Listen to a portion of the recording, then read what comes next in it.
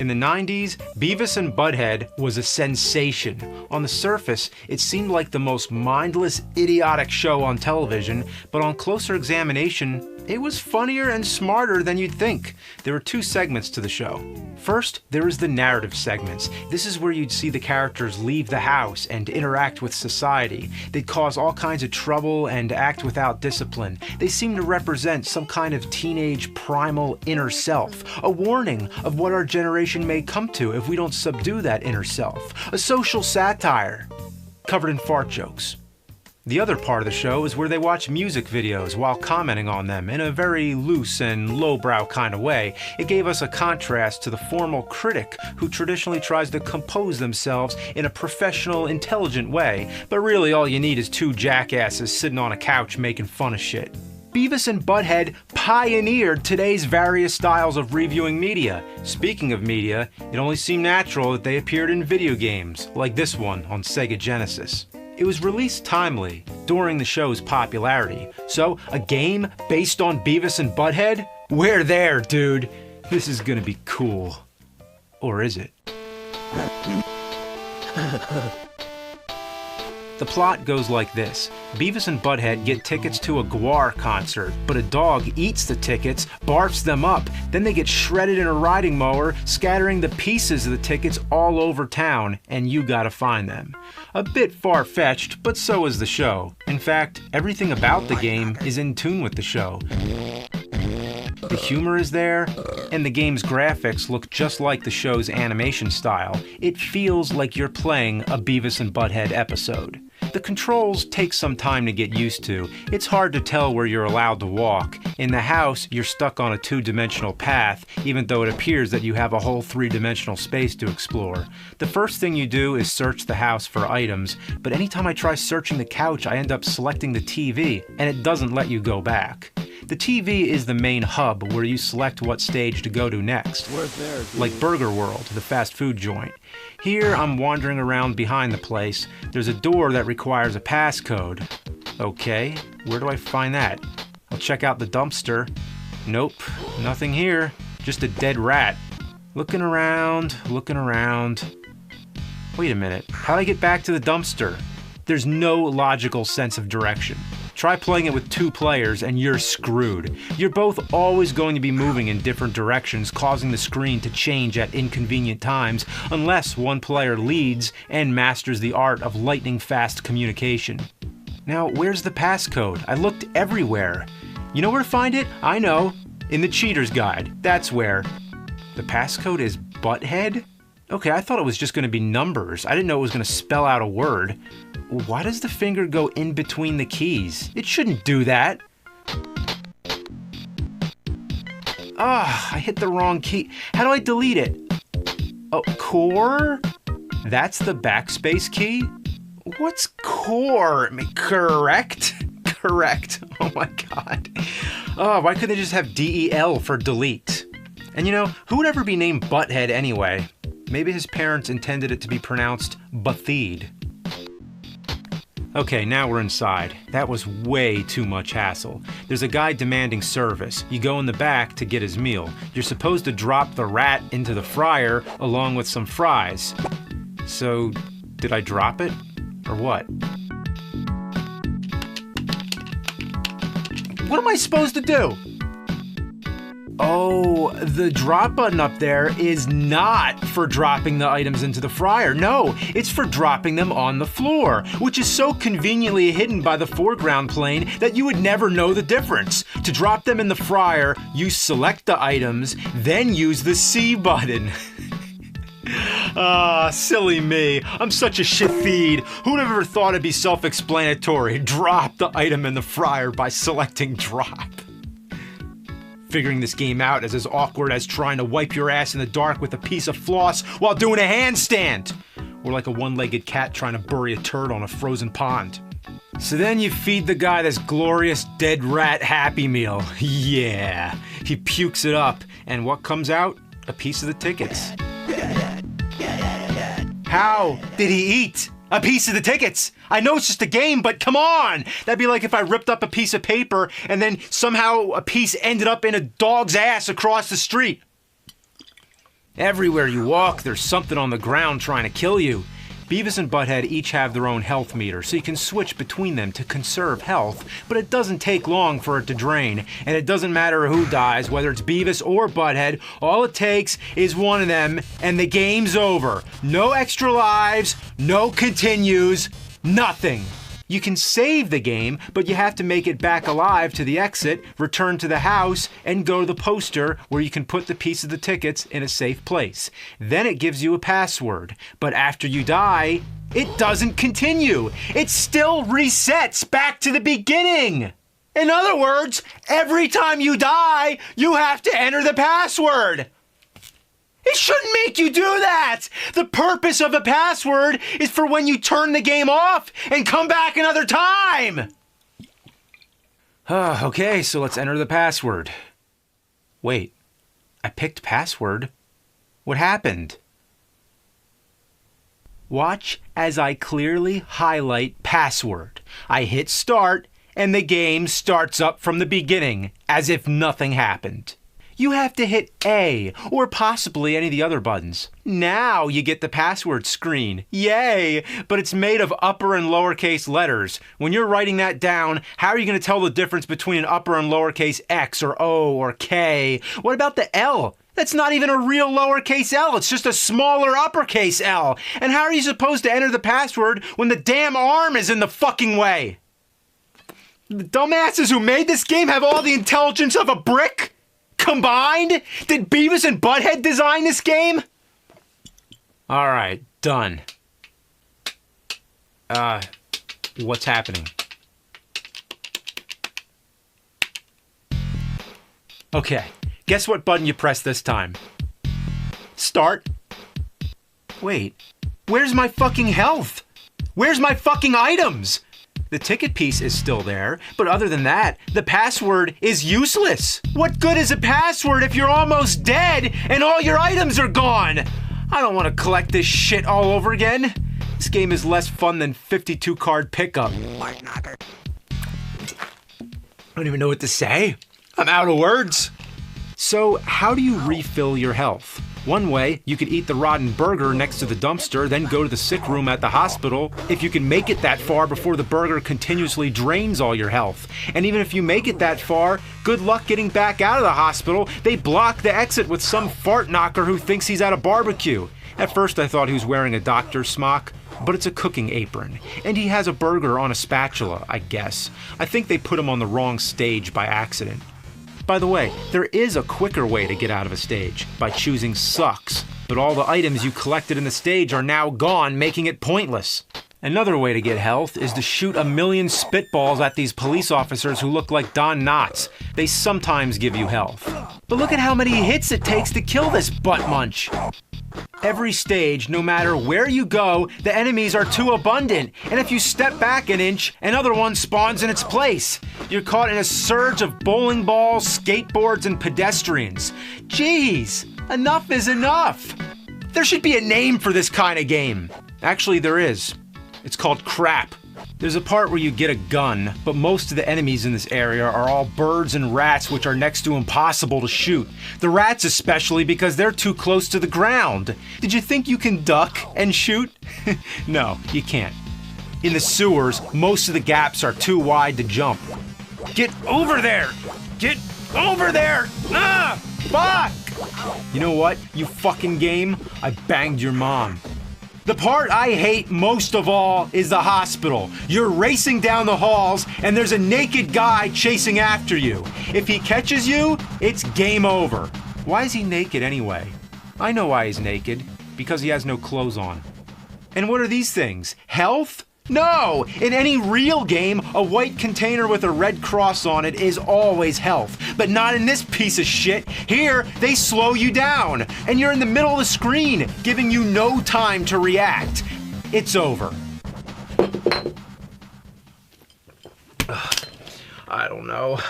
I guess to give a closing statement, while viewed on its own merits, it is non-derivative of its genre. However, when it has an originality, it lacks in fun. Though it tries to bear the mantle of a problem-solving thinking game, it speaks less to the brain and more to the anus. I don't know.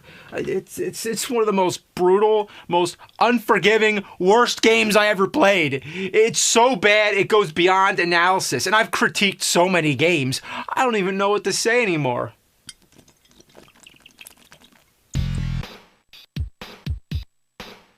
That's it. It says it right there. The game is telling me that it sucks. That's all I need to say. This game sucks. That's the phrase it all comes down to. That's where it all started. This game sucks.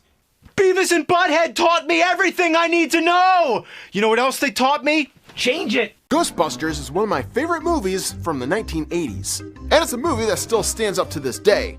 It's because of its great cast, ghost-busting fun, and humor that transcends generations.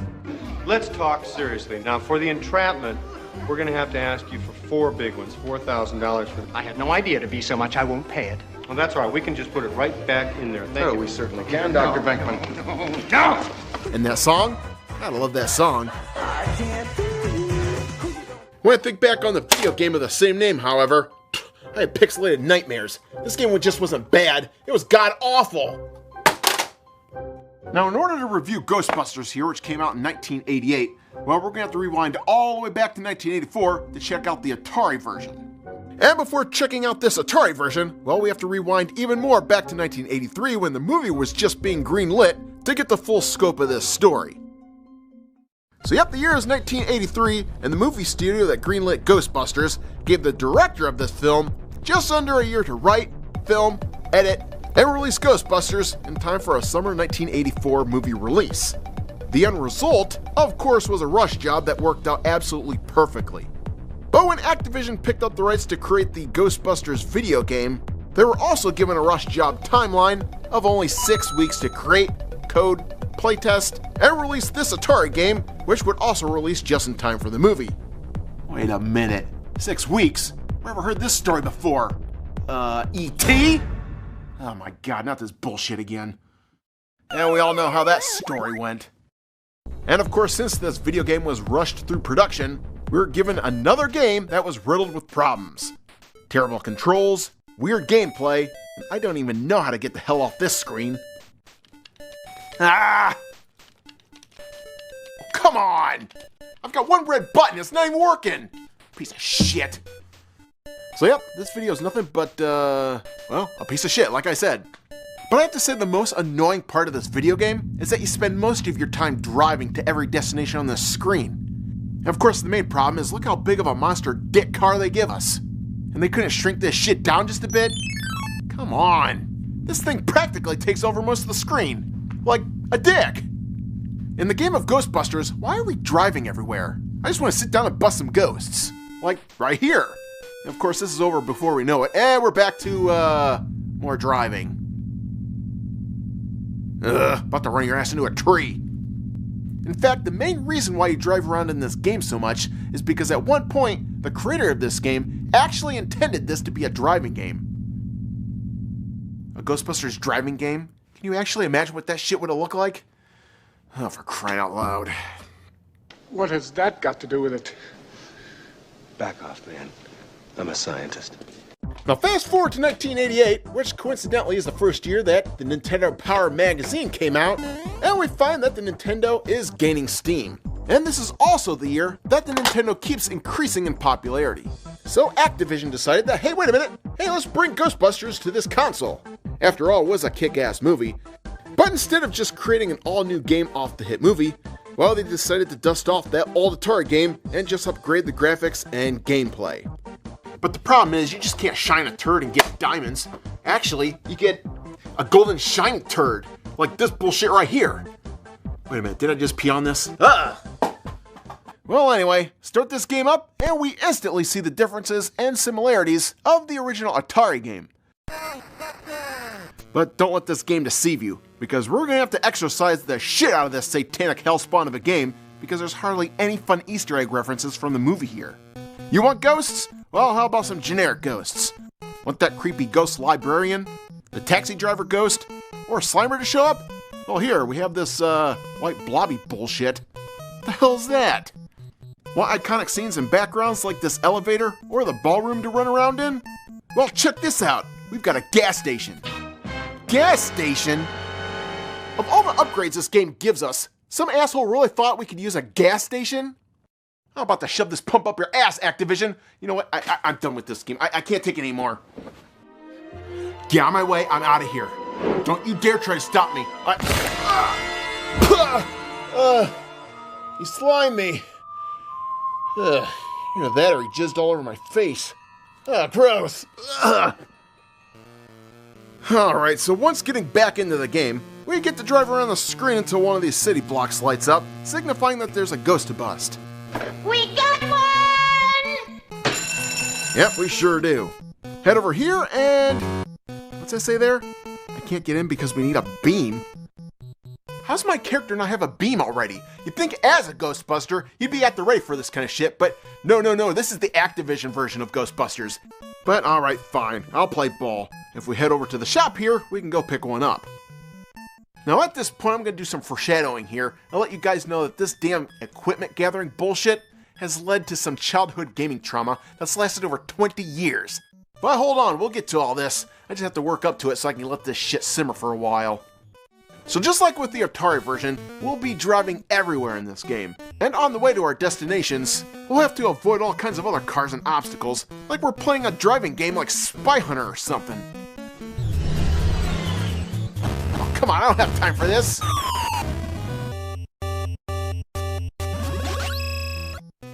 Alright, so once at the shop, we have our beam, so pick that up.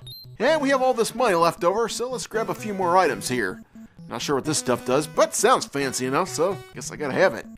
Alright, now time to bust some ghosts! Well, not so fast there, buddy, because now it looks like we need a trap. Now wait a minute, where the hell was a trap at? I don't remember seeing that at the store. Now if you've already played this game before and you know where the trap is, well, I want you to hold on to this precious moment for a few seconds while I paint you a picture. Imagine it's 1988, and only a handful of games have been released on the NES. Now all of them are pretty much straightforward in gameplay. Now I want you to imagine a 10-year-old Chris going to the video game store to rent this game for the weekend. I start playing the game, I head to the shop, purchase the ghost beam, and now I'm ready to bust some ghosts. But the game says, hey wait a minute, you need a ghost trap. Well, maybe I overlooked this item at the store. So I do more driving, head back, and look at that, no ghost trap, just like I thought. Well, maybe this is a scavenger hunt type of game like Castlevania 2. Well, maybe our trap is at the HQ building. So do more driving, more speeding, and nope, not there either. Well, maybe the trap is at this GS icon. So I do more driving, and we arrive at the game's gas station. Which, why is this feature in the game if you're busting ghosts? This has nothing to do with Ghostbusters. But where the hell is that trap? And I can't go anywhere else in this game because I need the one thing I can't find. Drive back to the shop? Not there, asshole. Try the HQ? No go either. Great, let's just drive and drive and drive some more. What the hell? Ah, damn it, I ran out of gas? You pinheaded prick. So where the hell is this thing? I spent the whole weekend trying to figure this problem out. But nope, didn't find it, which equaled a whole video game weekend ruined for the 10-year-old Chris.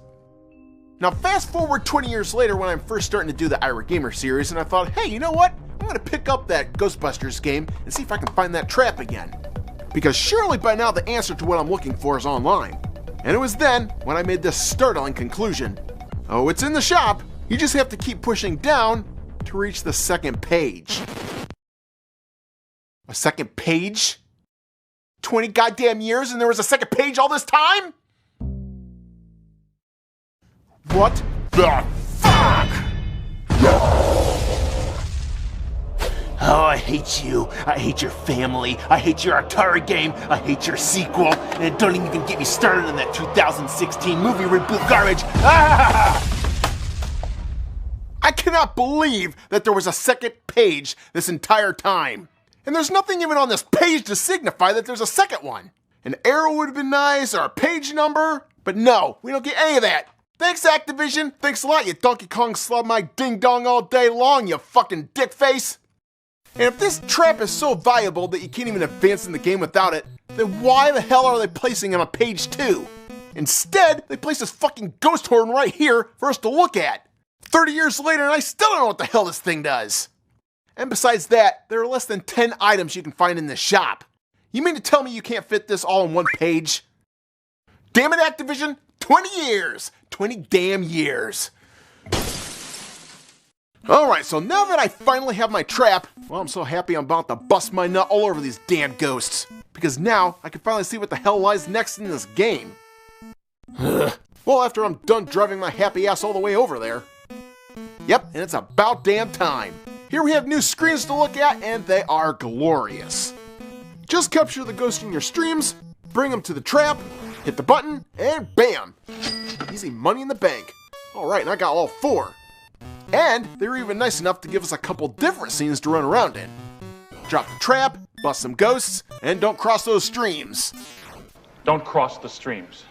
Unfortunately, it would have been nice to have that ballroom scene thrown into the mix, but since they can't even create a shopping experience worth a shit, why hold it against them at this point? And now you might be asking yourselves, well, what the hell am I gathering up all these ghosts for? Well, it's to collect enough money to upgrade your equipment to take on the final boss, which is located in this building right here, marked Zool. And the only way to get inside this building is to advance far enough in the game until it unlocks for you. Hot damn, it's open! Head over to the building and... more driving? Ah, damn it! Now the weird thing about this game is that you can drive around, bust ghosts, and upgrade your equipment until the building unlocks, or you can take the easy route and just sit there for 5 minutes and wait for the Zool building to automatically open up by itself. Wait a minute, that doesn't sound right. I can just sit here and wait for 5 minutes for that PKE meter at the bottom of the screen to ratchet up to around 9,000, and the building just opens up automatically? Are you serious? What the fuck is that about? Who the hell codes a game that if you just sit there, this building will magically unlock for you without doing anything? You know, this little feature would have been nice to know about 30 years ago. And once getting in the Zool building, well, we see our 3 Ghostbusters heading inside. Wait a minute, 3 Ghostbusters? Where the hell's Winston at? I mean, after all, this is the upgraded version, and we can't even get a Winston in the only cutscene of the entire game? Oh, but just wait, it gets worse. Now we enter into this stairwell, which, nice, actually based off the movie. But now we're entering into a whole new shitstorm, because to reach the final boss of this game, well, we have to climb all these steps. And the main problem lies in actually climbing these bastards. Now during your entire trip up the stairwell, these 4 ghosts right here are going to stay on screen at all times. And of course the main problem in this stairwell is to move forward, well, you can't just press the directional pad, you have to actually push the A button, which will move you forward 1 step. Oh come on, that's it! Press that button again, and you'll move another small step forward. Oh my god, are you shitting me right now?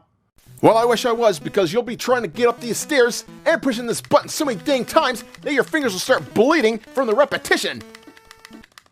Oh, I just had to get that trap, didn't I? Ugh.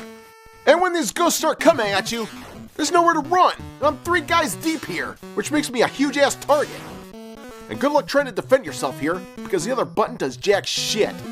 All you can do is drop some ghost food that you bought at the shop, which will attract them to it, so you can climb the stairs safely, but the problem is, as soon as you move off the screen, well, the ghosts just come back at you again.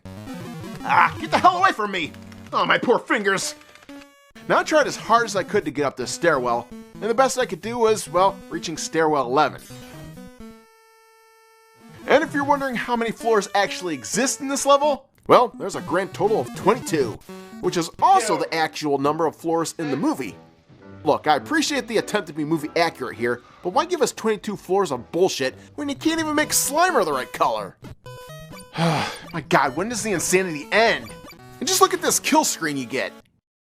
Bad luck, you cannot save the city of New York.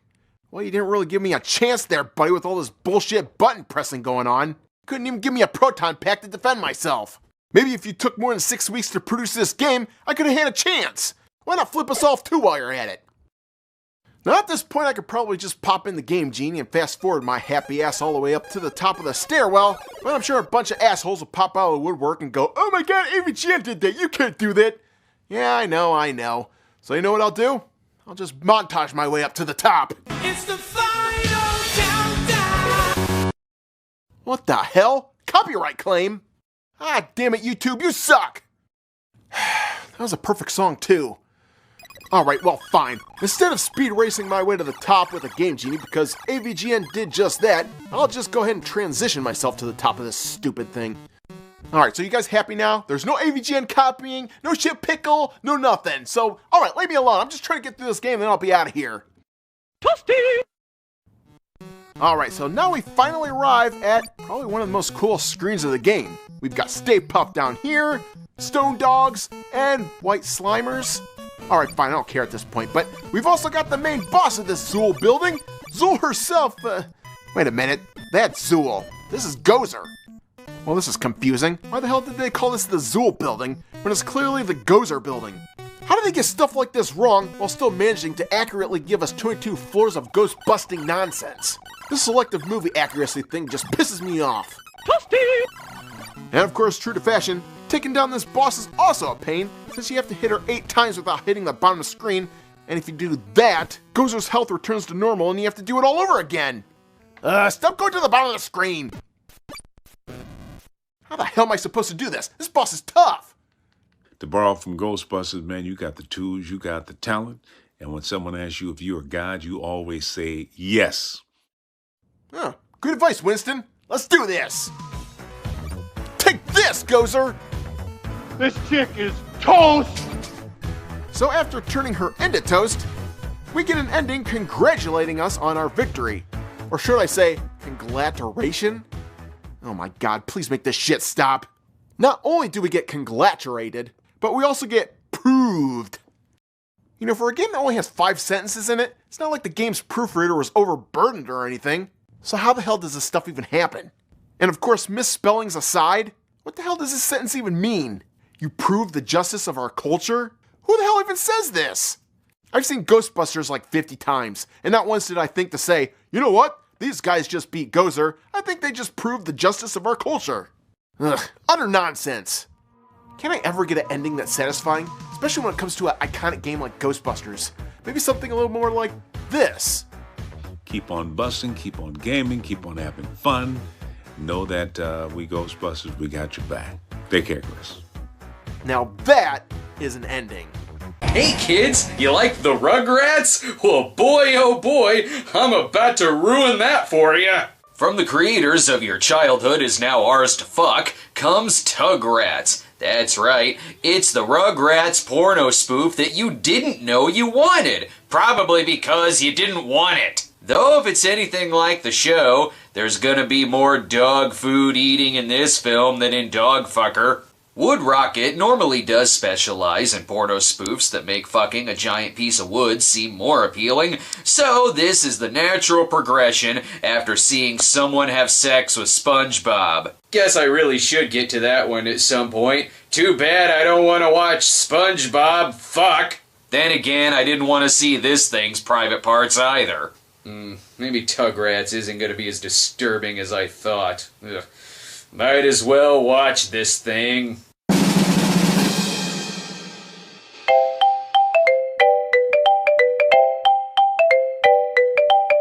Oops, I thought this was a porn theater. I didn't mean to walk into this daycare center. Honest mistake. Happens all the time.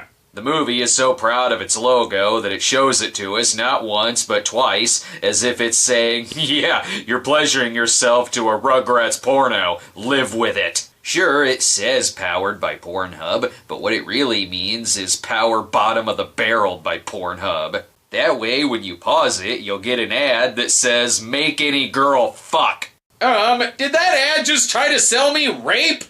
The casting here makes sense. Why wouldn't you cast people from titles like Moms Bang Teens and Stepmom Lessons? Naturally, Wood Rocket Maestro Leroy Myers has a hand in this, but it was really smart of them to get one cartoon character to direct other cartoon characters, especially after that Ninja Turtles gangbang controversy. It's also directed by Vuko, who was Jizzy in Strokemon, and Spreader in 10-inch Mutant Ninja Turtles. Glad to see that April O'Neil and Shredder have teamed up to make art. It even has an episode name, Chucky Gets Lucky. Okay, so is it also a porno spoof of the tagline to Bride of Chucky? Let's get this over with. It's only considered a gangbang if there are 3 or more people involved. No, it's not, Lillian. It has to be 4 people. Who gave this baby a tattoo?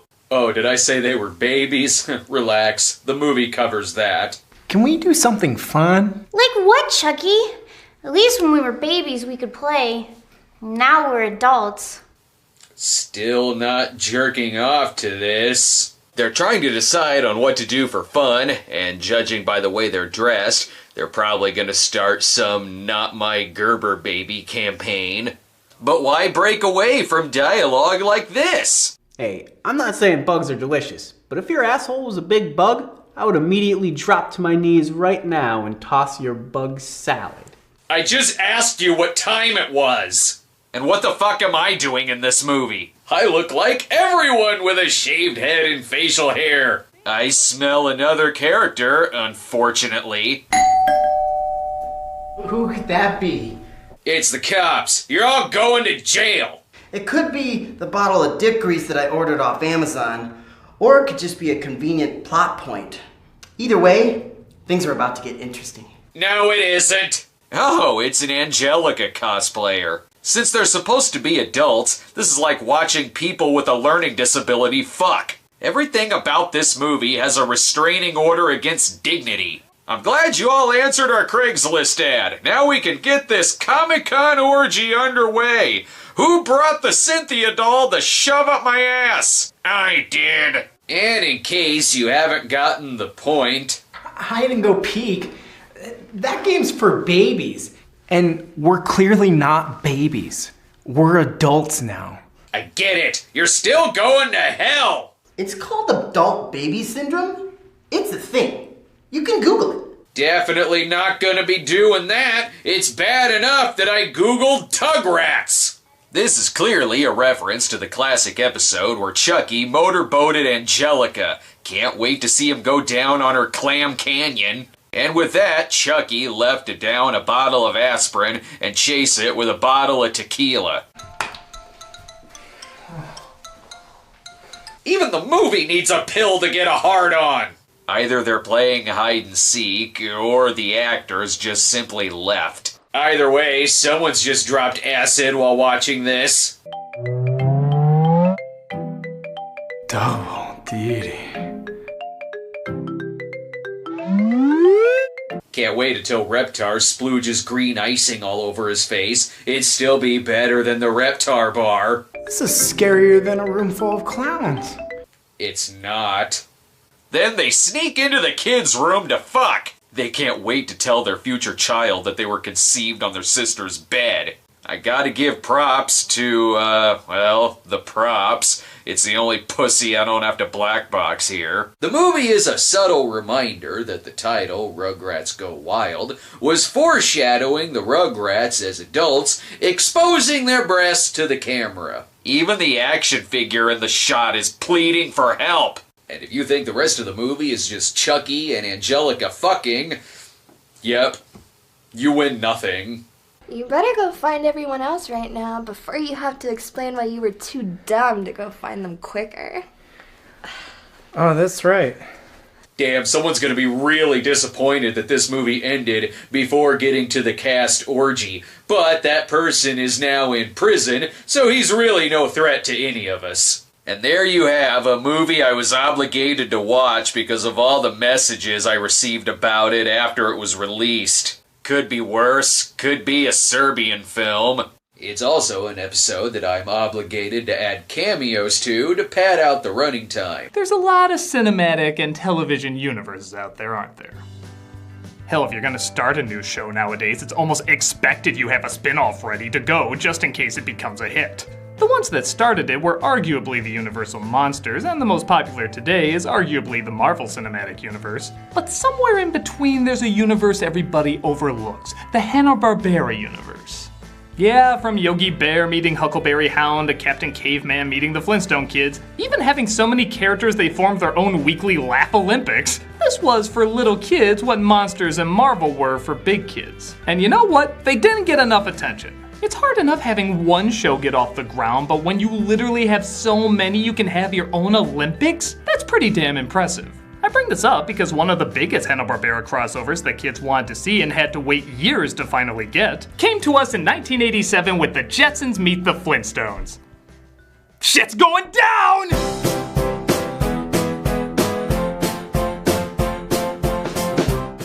be lying if I said I found either of these shows to be great works of art, but they were groundbreaking in their own right and gigantic hits. And yeah, as a little kid, I loved both of them.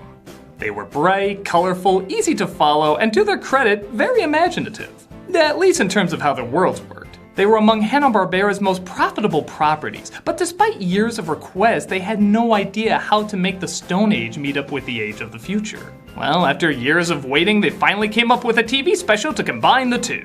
Nowadays, this doesn't seem like anything that special, but back then, it was kind of a big deal. If you were a little kid in the 80s. But that leaves the question, is it just for kids in the 80s, or is there something for a modern audience? Well, let's combine the past with the future to find out. This is the biggest crossover until the ones that came after it. This is Jetsons Meet the Flintstones. As the credits roll, we see a robotic rooster wake up George Jetson, kind of the alarm version of Bob, isn't it? As George seems to be having a bad dream. No, Mr. Spacely, that's my throat you're strangling. At least I hope that's considered a bad dream. My one-piece tear-off pajamas! Man, the future's kinky.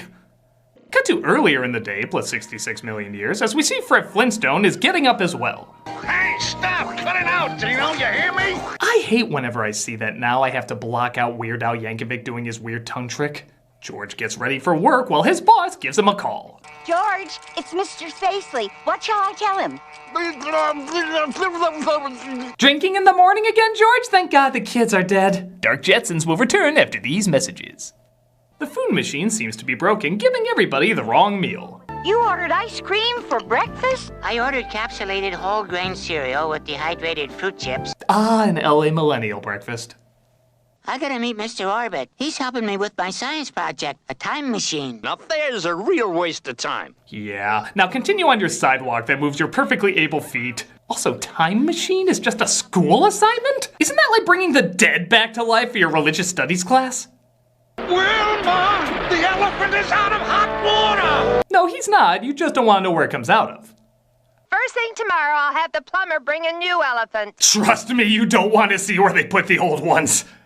They check the weather report to see if their possible future vacation spot, Honolulu Rock, is looking pleasant. The temperature in downtown Bedrock is 47 degrees. Honolulu Rock? Gorgeous as usual. Okay, is there a supercut of all the appliance scenes? Because it really is the only good part of the show. Oh boy, sweet and sour brattle ribs and lizard gizzards. My favorite breakfast. Anyone who has to say lines like that for a living is making too many good life choices. Fred calls Barney, suspecting that Wilma is cooking him his favorite breakfast so that he'll agree to take her to Honolulu Rock. Stone Age problems sound nice. I'll bet Fred was wondering where they serve sweet and sour ribs every day of the week. No, he wasn't. He was wondering if his gums have Addison's disease. Seriously, you should get that looked at. Oh, now I know I saw this in an episode of I Love Lucy Source. See, I can make those kind of jokes too. Haven't you noticed anything? Yeah, those grass skirts. You back up to the stove, you could start a fire. Change into something else. You look like cave women. How does this work? Back in the future, George walks into work late. Nice of you to drop in, George. Now kiss me. Tune out, Rudy. Yes, sir, Mr. Spacely. I'll be here when you need me, George. Well, that wasn't creepy at all. That isn't a computer, it's a nursemaid. And that didn't make it any creepier. Spacely says he suspects a leak from George as a lot of his projects are being stolen by his competitor. From the lunar probe to the Humphrey Bumgart lookalike sprockets for the nostalgia buffs. Dorks. Too bad, sweetheart. Everything that computer does scares me. Please stop. Spacely tells George to spy on his competitor or he's fired. Wait, why would you send the suspected leak to spy for you? That's like sending this guy to tattle on Hitler. Back in the past, Fred and Barney talk about combining their money to win a poker game so they can take their wives on even better vacations than what they had planned. But Fred, the last 6 times you felt lucky, you lost. Have you ever seen me lose 7 times in a row? I don't know. How many Flintstone spin-offs have you tried? But his boss says he has to work the night shift, while in the future, Spacely's competitor, Cogswell, is basking in his marketing success. 8.5 billion Humphrey Bumgard cogs. If you were a woman, I mean a real woman, I could kiss you. This aged fantastic. George sneaks in as Cogswell's dog. the future, and finds out that his computer Rudy is the leak. Rudy? My best friend Rudy is the leak? He confronts the computer about going behind his back. Sorry, but I gotta report you. If you just give me a little time. What will I tell my children, Game Boy and BMO? The computer keeps George in the room and sends Spacely home. Thought I was joking about that Skynet shit, huh? Well, back in the past, Fred and Barnes skipped the night shift to go play poker, but notice their boss is there too. And yeah, that is friggin' hilarious. They disguise themselves, though, to get in. How come I had to beat a woman? Well, I'm doing the poker playing, aren't I? Again, aged great. Now all you gotta do is stand around looking sexy to distract the other players. While I'm imagining Jennifer Tilly anteing up Fred's head, I have to admit, hearing him say the word sexy might be the most disturbing thing I've ever heard. I don't want to associate anything about the Flintstones being sexy. Wilma Flintstone is the most desirable woman who ever lived. With some exceptions. Always glad to welcome a new face into the game. But not you. Anti-Spydite. Speaking of pleasure... Jesus, this image is looking PC compared to this children's cartoon! I've got all kings, 4 aces! Fred loses all of his money and on top of that, reveals who they are. Hold on, you phony! Barney Rubble is your girlfriend? You hear that? It's the empty silence of nobody surprised. He fires the two of them as back in the future, George was... released by the computer, missed that scene, as it looks like Elroy finished his time machine and even brought back someone from the past. I don't know where I am. Please, help me, Master. Okay, there's like 3 setups for pornos in this movie. I'm arousingly confused. Back in the past, Fred and Barney surprised their wives with a much cheaper vacation than planned as they decide to camp outside. The best things in life are free. And the worst husbands in life are cheap. What do you know? A solid joke. Elroy uses his time machine trying to send his family to the future, but accidentally sends them to the past, where the Flintstones are camping. Hold still, Dino! Well, we have our commercial shot. No, I didn't mean like that! Hey, what is that? Hey!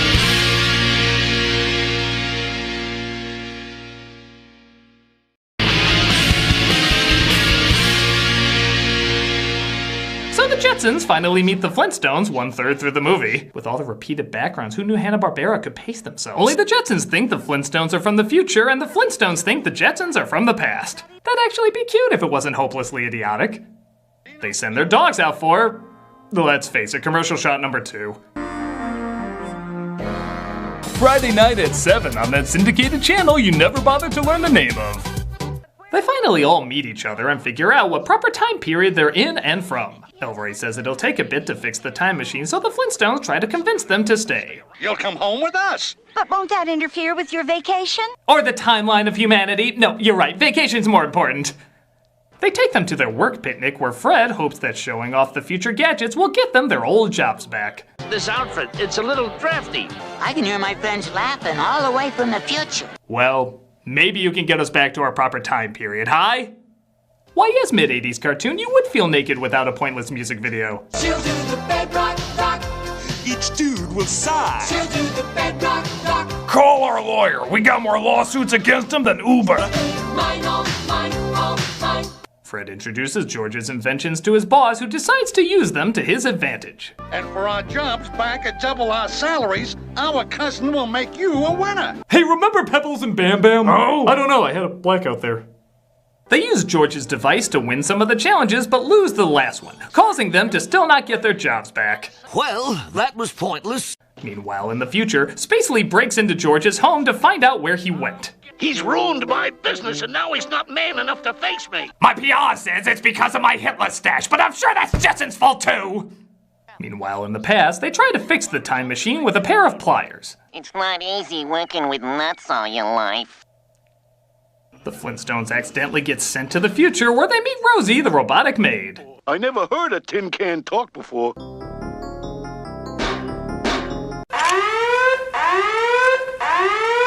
We were trying to get the Jetsons back. We just left them. 5 minutes or 1,000,000 years ago, according to how you look at it. I mean, cavemen with dinosaurs, kind of confusing gray area. Where does Jesus fall in that mix? We had a Christmas special. The Jetsons try getting used to the Stone Age, though, and surprisingly seem to fit in pretty well. He's doing all the work. At last, somebody who appreciates me. Flintstones is a horror series from a certain point of view. Meanwhile, we see our Stone Age family seem to be fitting in well in the future until Spacely drops by. That doesn't fool me a bit, and neither does this ridiculous disguise, Jetson. Well, move over, furry red-eyed horn demon. Fred's face stretched out is my new nightmare tonight. Spacely finds out they're from the past and gets an idea to exploit them. Meanwhile, in the past, George realizes he has to get a job showing off his new gadgets. George Jetson! George's beaver shot is something I don't need to see in this crossover. Weirdly. So the Jetsons are now loaded, while back in the future, the Flintstones are being interviewed about being, well, the Flintstones. How does it feel to be here in another century? I think the real question is, when did the future allow cloning of TV celebs? And who dropped all of them when they were frozen fetuses? Can we talk? You promised to be on the Jet Rivers show tonight. Joan Rivers as a late night host, that'll always be relevant. Back at Bedrock, George's boss gives him a higher position so he can be in charge of the dinosaur strike. Nothing you can't handle, old buddy, old partner! The tragedy is the dinosaurs never did solve that dispute, and now they're remembered only as a novelty toy at Denny's. It seems both the Flintstones and the Jetsons are sick of the time period they're stuck in, and the time machine is no closer to getting fixed. Hopeless, hopeless. Does not compute. Well, that's terrifying. Rosie goes to Rudy the computer and asks him to figure out the equation to fix the time machine. You also have another power. The power of caring for Mr. J. Okay, am I the only one who wants to see a robotic Joker every time she says Mr. J? They finally figure out how to fix the time machine as Rosie decides to travel back to find the Jetsons. She gets sent to the wrong time period though and sees two knights jousting. How'd that even happen? There's literally 2 settings on the damn thing. Whoever this is, the robots aren't very friendly. Okay, big missed opportunity. How cool would it have been if she was sent back to the same time period as Scooby-Doo? They would think she's a masked bandit, take her head off thinking it's a mask. Okay, I see the problem. What made you drive all the way here, George? I don't know, Jane. A jump cut. How'd he do that? Rosie gets the time machine right, though, and finds the Jetsons. They get back home and show Spacely the Flintstone car, which gives him an idea. Nostalgia buffs will go crazy for one of Spacely's Stone Age specials. It'll be like that age in the 2010s when anything new was destroyed and anything old was destroyed. But they see Cogswell's spy dog is there taking pictures to report back. Thus, everybody tries to stop him. I really feel like this should be over. To Georgie. They splatter his dog brains by opening his head. There's disturbingly way too much of that in Jetsons Meet the Flintstones. And the new / old car is revealed, becoming a big hit. George even hands over his partnership to Fred, getting him his old job back. However, it looks like Elroy can't fix the time machine. Christ, it's one lever! You mean we're stuck here forever? If we live that long. Yeah, better cut to that commercial. In the last 2 minutes left, so much can happen. Spacely gives the Flintstones one of the cars, and as soon as they sit in it, they start going back in time. Explain. They must have absorbed some of the time machine quadro potion. Explain! That old car just wants to go home as much as they do. Both of those are awful. Explain it correctly. It looks like the writers had a deadline, and this is for 5-year-olds, so who cares? Finally, something that makes sense. The Flintstones travel back, Judy gives a wave of complete indifference, and everything is back to its bizarre normality. And I think that's the best way to sum up this special. Comfortable in its bizarre normality. It's hard to say this is really good, but I can't act like it doesn't give what it promises. The 2 shows have equal screen time, we see them together, we see them apart, and we see them in their different worlds. There's not a whole lot of conflict or character, but that was never really the focus of these shows anyway. It was an excuse to see their weird worlds with people acting like it's a normal world. For adults, there's not a whole lot, but for kids, it's perfectly serviceable. There's nothing massive, epic, or even really that clever about it, but it's cute, and I think that's what most people are expecting. If you're a fan of either of these shows, this'll give you the perfectly passable crossover you've kinda been waiting for.